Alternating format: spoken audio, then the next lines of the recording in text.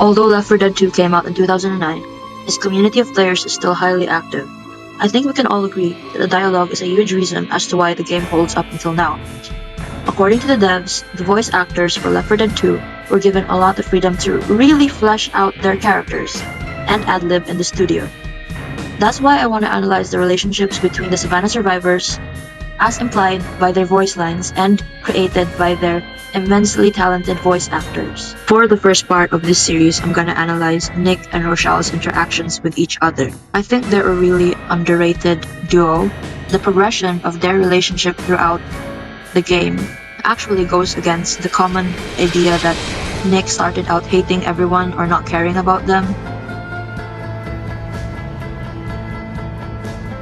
Nick and Rochelle are really interesting because it's very clear that Nick doesn't have a very high opinion of women in general. However, even in Dead Center, before Nick can really bond with the other survivors and get to know them, his voice line, "If Rochelle dies," indicates that he already likes her. If Rochelle dies in the hotel section of Dead Center, Nick might say, "I can think of 2 other people I would have rather seen go first." On the other hand, if Coach or Ellis die in this section, Nick will just want to get going.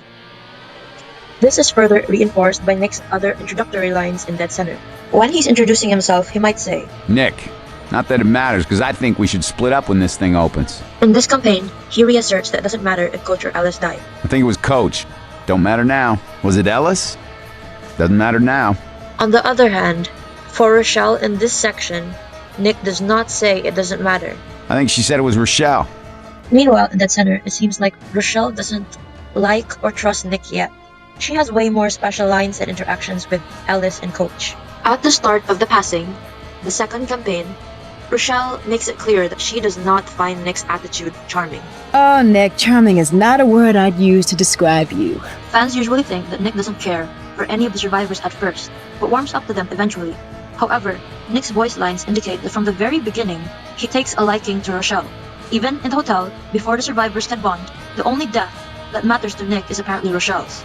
Meanwhile, Rochelle is the one who dislikes Nick at first. By the time of Hard Rain, however, the second to last campaign in Left 4 Dead 2, Rochelle has learned to like or at least trust Nick. You're the first 3 people in the world I have ever trusted. Shit, I don't even trust myself. Well, I don't know, Nick. I learned to trust you.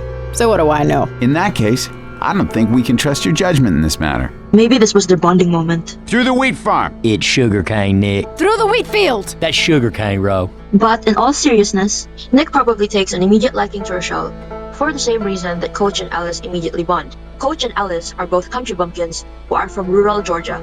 On the other hand, like Nick is implied to be, Rochelle is from a metropolitan area, specifically Cleveland.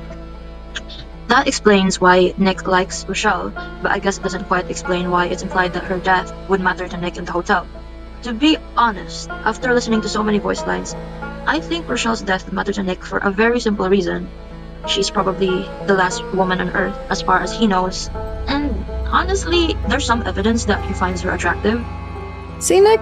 You should try being nice sometime. Or I could try being more attractive to greaseball bikers. There goes repopulating the earth. On the other hand, it seems that Rochelle isn't interested because, well, she has self-respect. Nick, you need to find a woman who hates herself, and she'll love you.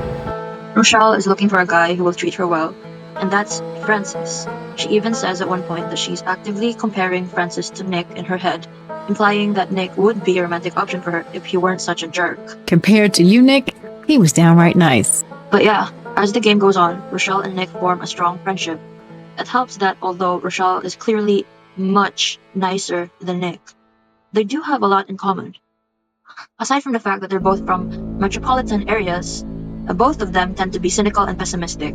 Hey, Nick, what do you think the odds are that the swamp people are still alive? What, alive infected or alive and not zombies? Not zombies. 100 to 1. Sound about right. I am not gonna die in this city. Oh, please, God, don't you let me die in Georgia.